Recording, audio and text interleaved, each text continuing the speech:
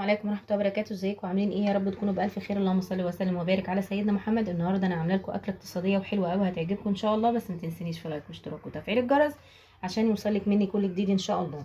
انا معايا هنا اجنحه، بصوا، غسلاها ومنضفاها، ملح وليمون، غسلاها كويس قوي تحت الحنفيه.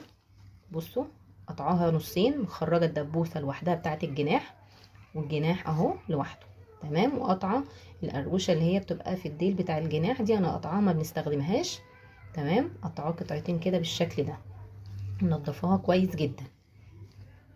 يعني انت هتعملي لنا اجنحه النهارده يا ام محمد؟ كملي بس معايا الفيديو للاخر.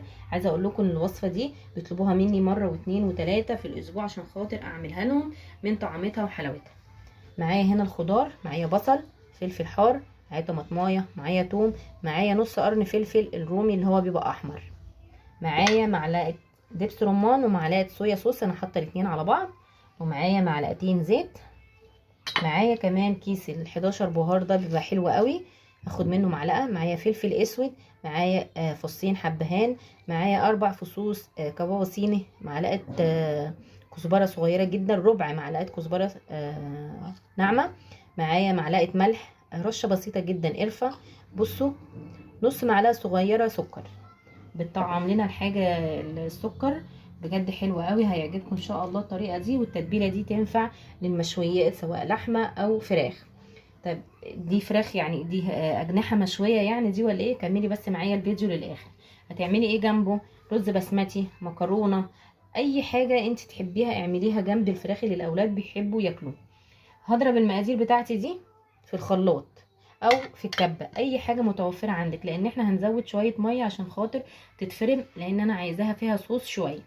تمام، هضرب الخضار والتوابل مع بعض والزيت والدبس الرمان وارجع لكم تاني. انا ضربت المقادير اهي في الخلاط بالشكل ده. بصوا المقادير عامله ازاي، بصوا لونها حلو ازاي اهي، بالطريقه دي. زودت لها شويه ميه عشان خاطر تتفرم معايا في الشفشق بتاع الخلاط. حابه ان انت تفرميها في الكبه وعايزاها قطع اللي يريحك. بصوا الجناح اهو، هبتدي اديله كده ايه، تخنيسه بسيطه كده بالسكينه عشان خاطر التتبيله تدخل جوه الجناح اهو. بصوا كده حاجه بسيطه خالص بالشكل ده،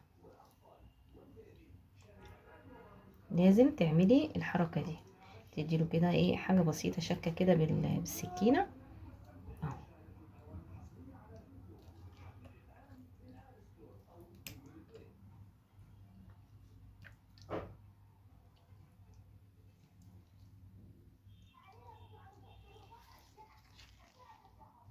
خلاص بعد ما خلصت تغميس بالسكينه كده، يعني غطيتها بالسكينه كده، هبتدي بصوا التتبيله هجيبها وارشها كده على الاجنحه بتاعتي. ممكن تفضيهم في بوله وتقلبيهم اللي يريح. اعمليها بقى من الصبح عشان خاطر اذا كنت هتعمليها للغدا كل ما تقعد في التتبيله بتدي طعم احلى. اي لحوم اي حاجه هنتبلها لما بتقعد في التتبيله بتبقى طعمها حلو جدا اهو بالشكل ده.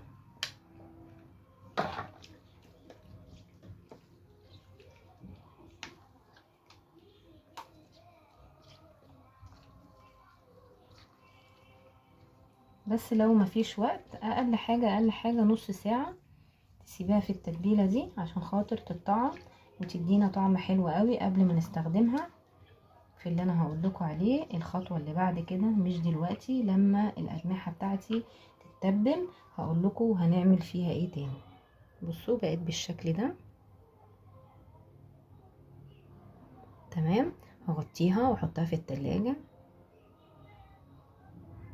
بجد حلوة قوي وهتعجبكم ان شاء الله. لازم تكملي الفيديو للاخر عشان تعرفي هنعمل ايه تاني مع بعض.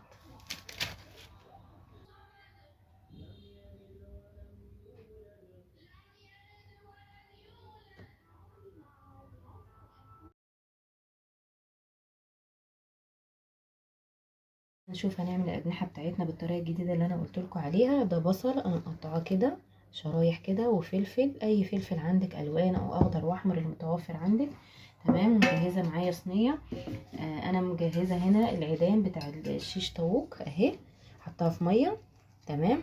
هبتدي اثبت اول حاجه بالبصلايه بسم الله الرحمن الرحيم. كده هدخل البصلايه، بسم الله.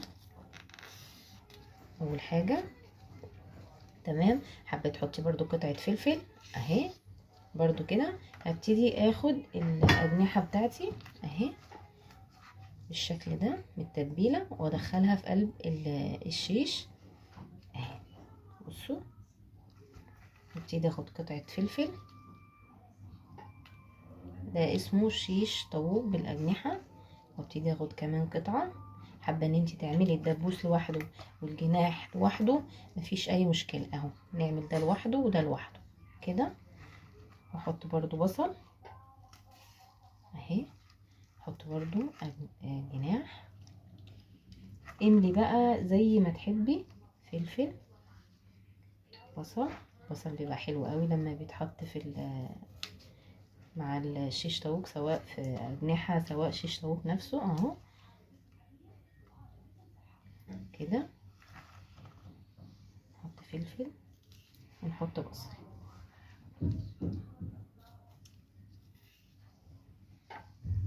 حابه بقى انت تزودي تاني كمان قطعه عشان تقللي المساحه عندك، مفيش اي مشكله.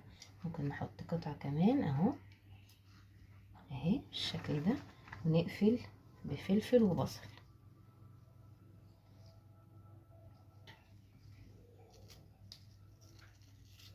اهي بالشكل ده.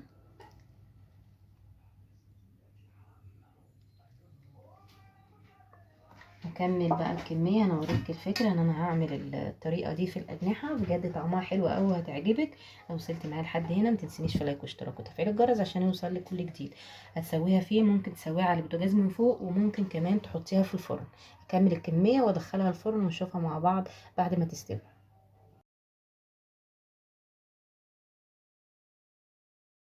كده خلاص الأجنحة بتاعتي استوت. بصوا شكلها عامل ازاي. عملت جنبها رز اصفر وعملت جنبها طحينة. يا رب تجربوا الوصفة وتعجبكم، والسلام عليكم ورحمة الله وبركاته. هذا هو ما تسعيان خلفه. النصر يشترى بهذا. أنتم ستعطون الذهب